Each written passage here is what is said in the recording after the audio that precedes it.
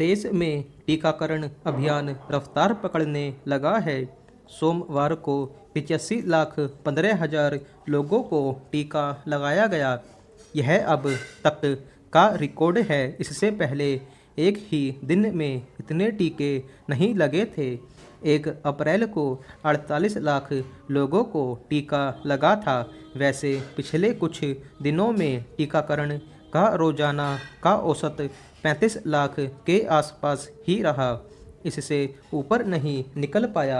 ये आंकड़े निराशाजनक इसलिए भी थे कि सरकारों के तमाम दावों के बावजूद टीकाकरण का काम जोर नहीं पकड़ पा रहा था।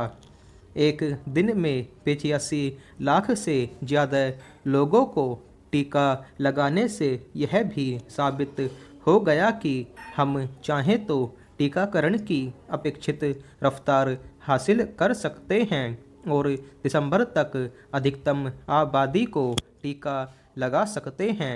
लेकिन ऐसा हो कैसे पाएगा, यह सवाल अभी भी है। अब तक का अनुभव यही है कि ऐसे अभियानों की शुरुआत तो ज़ोर शोर से हो जाती है, पर धीरे धीरे सब कुछ पुराने ढर्रे पर लौटता दिखने लगता है। इसलिए अब ज़रूरत इस बात की है कि सोमवार से जो अभियान शुरू हुआ है उसकी गति मंद न पड़ जाए।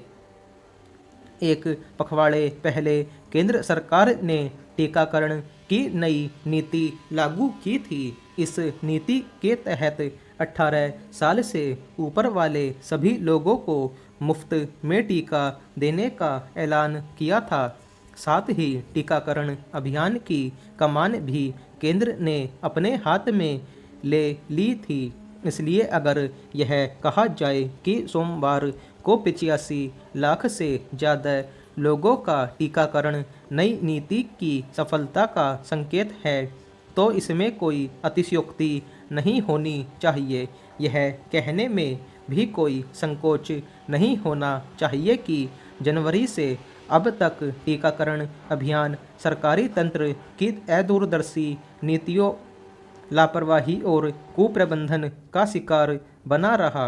वरना क्या कारण है कि जो कामयाबी हम 6 महीने में हासिल नहीं कर पाए वह एक ही दिन में कर ली, जबकि वही व्यवस्था है, वही तंत्र है और काम करने वाले भी वही लोग हैं। हालांकि टीकाकरण में सबसे बड़ी अड़चन टीकों की कमी को लेकर आई। लंबे समय तक यही तय नहीं हो पाया कि टीकों की खरीद कैसे और कौन करेगा।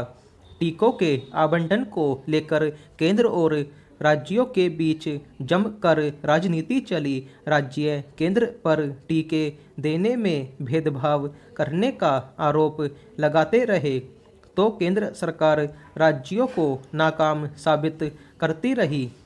टीकों की खरीद को लेकर सरकारें जिस तरह की उलझन में पड़ी रही वह कम हैरान करने वाली बात नहीं है।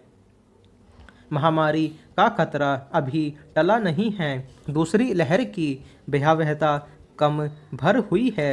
अब ज़्यादा चिंता तीसरी लहर के खतरे को लेकर है।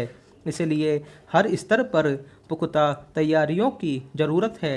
टीकाकरण इनमें सबसे प्रमुख है। अब तक के शोधों से यह सामने आया भी है कि टीका लगने के बाद संक्रमण से काफ़ी हद तक बचाव हो जाता है। इसीलिए टीकाकरण पहली प्राथमिकता होनी चाहिए। सरकार ने रोजाना 1 करोड़ लोगों को टीके लगाने का लक्ष्य रखा है। ऐसी भी खबरें हैं कि सोमवार के टीकाकरण अभियान में भाजपा शासित राज्यों का योगदान 70% रहा, जबकि गैर भाजपा शासित राज्यों में यह 30% के आसपास ही रहा। हालांकि ऐसा क्यों हुआ होगा यह तो बाद में ही पता चलेगा। टीकाकरण का अभियान तो तभी सफल हो पाएगा जब इसे राजनीति से ऊपर उठकर चलाया जाएगा। सवाल भाजपा या गैर भाजपा शासित राज्य का नहीं होना चाहिए, बल्कि हर राज्य को इस अभियान को सबसे महत्वपूर्ण मानते हुए आगे बढ़ना चाहिए।